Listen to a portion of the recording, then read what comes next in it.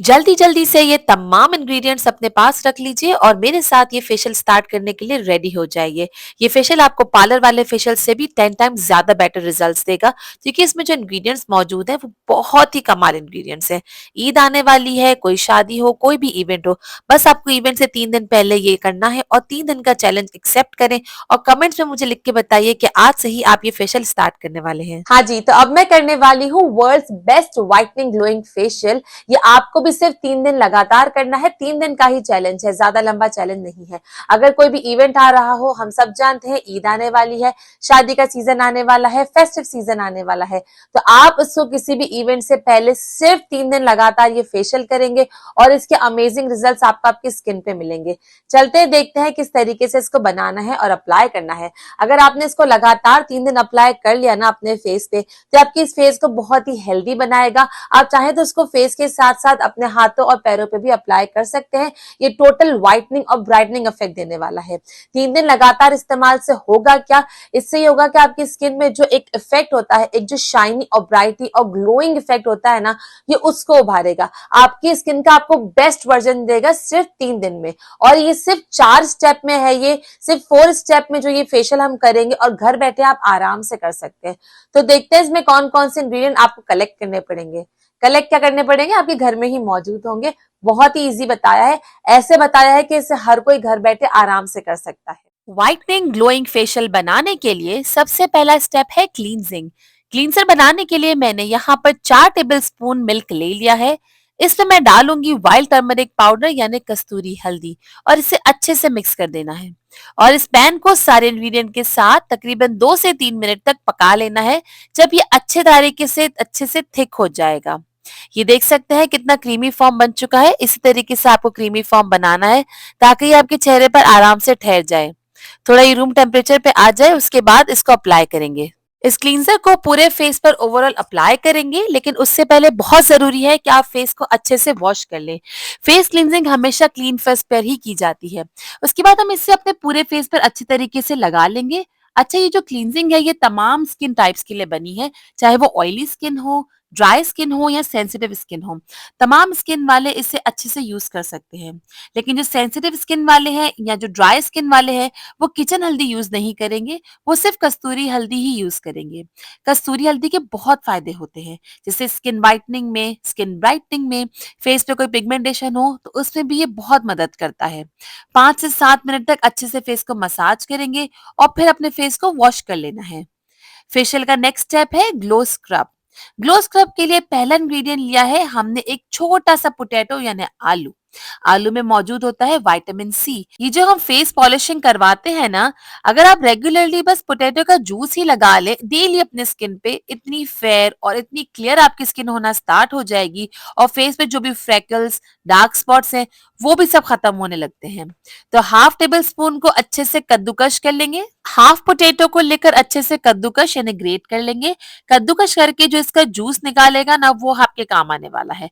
बहुत ही इजीली इसका जूस निकल आता है कि आप इसे डेली भी अपनी स्किन पे यूज कर सकते हैं। इसका कोई भी नुकसान नहीं है, इसका फायदा ही फायदा है। जितने किचन इंग्रेडिएंट होते हैं ना, वो हमारी स्किन के लिए बहुत ज्यादा बेस्ट होते हैं। तो इस तरह से हम 1 से 2 टेबल स्पून के करीब पोटैटो जूस निकल के ले लेंगे। अब हम इसमें अपना नेक्स्ट इंग्रेडिएंट ऐड करेंगे। बहुत ही स्पेशल इंग्रेडिएंट है, मेरा फेवरेट इंग्रेडिएंट है, वो है राइस फ्लावर यानी चावल का आटा।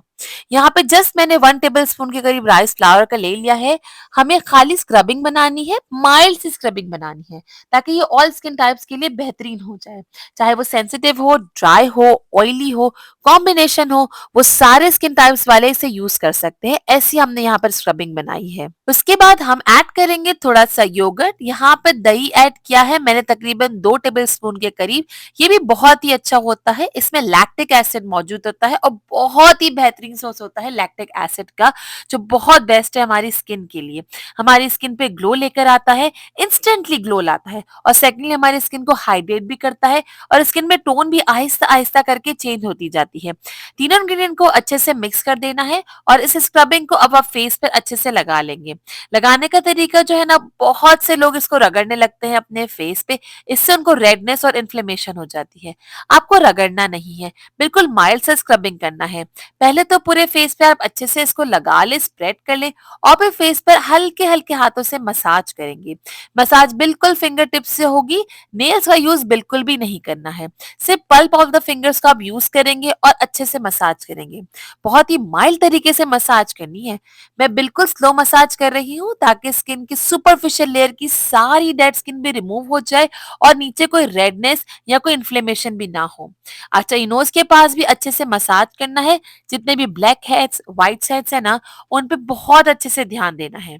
आपके पोर्स भी क्लोज होंगे, स्किन टोन भी बहुत ही चेंज हो जाएगी, डेड सेल्स भी रिमूव होंगे और आपको बहुत ही ग्लोइंग, ब्राइट और शाइनी सी स्किन इस स्क्रबिंग के बाद से निकल के आने वाली है। ये स्क्रबिंग बहुत ही जेंटल है और आप इसे 3 से 4 मिनट तक अच्छे से मसाज करेंगे। मसाज करने के बाद हम फेस वॉश कर लेंगे। अब नेक्स्ट स्टेप है ग्लोइंग मसाज क्रीम का। ग्लोइंग मसाज क्रीम के लिए हम ले रहे हैं यहाँ पर ओट्स। ये रेडी टू ईट ओट्स है, लेकिन आपके पास जो भी ओट्स अवेलेबल हो आप इसे ले सकते हैं। ओट्स जो है वो आपकी स्किन की हाइड्रेशन, टोन और ब्राइटनेस के लिए बहुत ही अच्छी होती है। इसमें ऐड करेंगे थोड़ा सा मिल्क। आप रॉ मिल्क भी ले सकते हैं या बॉइल्ड मिल्क भी ले सकते हैं। यहाँ पे मैंने 7 टू 8 टेबल स्पून के करीब मिल्क ले लिया है। इन दोनों इंग्रेडिएंट्स को अब हम फ्लेम पे रख देंगे ताकि ये स्लोली स्लोली अच्छे से कुक होता रहे। 4 से 5 मिनट के बाद जब आप देखेंगे तो ये इस तरीके से थिक होना स्टार्ट हो जाएगा। ये जब इस तरीके से हो जाएगा तो फ्लेम को आप बंद कर देंगे और नेक्स्ट स्टेप करेंगे जो कि है इसे ग्राइंड करने का। दोनों इंग्रेडिएंट को अच्छे से पेस्ट बना लेंगे और अच्छे तरीके से ब्लेंड कर लेंगे। लेकिन ब्लेंड करने से पहले हम इसमें डालेंगे थोड़ा सा रोज वाटर। रोज वाटर थोड़ा ही डालेंगे ताकि ये बिल्कुल इस तरीके से क्रीमी कंसिस्टेंसी में फॉर्म हो जाए, ज्यादा पतला नहीं होना चाहिए। अब इस ग्लो मसाज क्रीम को अप्लाई करते हैं फेस पे। अब जब ये क्रीम अप्लाई करेंगे ना फेस पे तो स्किन पे अलग सा ही ग्लो आने वाला है। बिल्कुल आपको बहुत ही चमकदार सी स्किन दिखना स्टार्ट हो जाएगी। इसे 5 से 7 मिनट तक अच्छे तरीके से मसाज करनी है। ये क्रीम आप बनाकर 2 से 3 दिन रख भी सकते हैं। थोड़ी सी ज्यादा क्वांटिटी में बना लेंगे ना तो ये फेशियल आपको 3 दिन मिनिमम करना ही करना है। तो ये उसके दौरान पूरे 3 दिन आपको ये क्रीम चल जाएगी। इसके बाद हमने फेशियल स्टेप्स को फॉलो किया पूरे फेस पर और फिर अपने फेस को अच्छे से क्लीन कर लिया। अब इसके बाद हम अपना फोर्थ स्टेप बना रहे हैं जो कि है ग्लो फेस पैक। इसके लिए मैं यहाँ पर टोमेटो ले रही हूँ। ये एक बड़ा टोमेटो है इसलिए मैंने यहाँ पर हाफ ले लिया है। अगर आपके पास छोटा टोमेटो अवेलेबल हो तो आप एक पूरा टोमेटो भी ले सकते हैं। इसका जूस और पल्प मैंने अच्छे तरीके से यहाँ निकाल लिया है। टोमेटो एक ब्लीचिंग और एक शाइनिंग एजेंट होता है।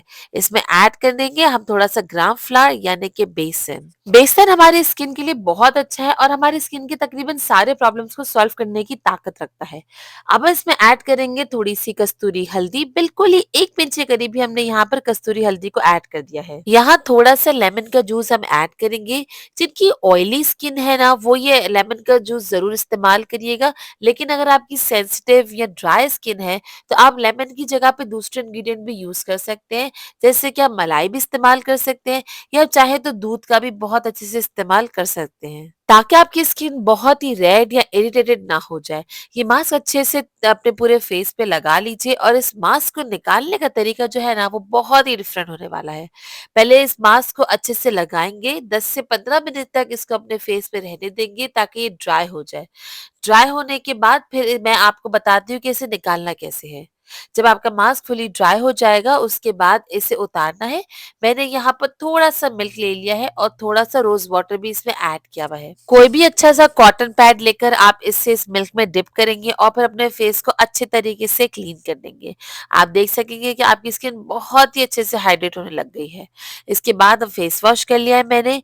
स्किन बहुत ही ज्यादा प्लम्पी प्लम्पी हो गई है, ग्लो नजर आ रहा है, बहुत ही शाइनी स्किन लग रही है। अब लास्ट स्टेप में अगर डे में आप लगा रहे हैं ये चीज तो आप इसके बाद सनस्क्रीन लगाएंगे, लेकिन क्योंकि मैं ये फेशियल रात में कर रही हूँ इसलिए मैंने इसके बाद अच्छे से इसमें नाइट क्रीम अप्लाई कर ली है।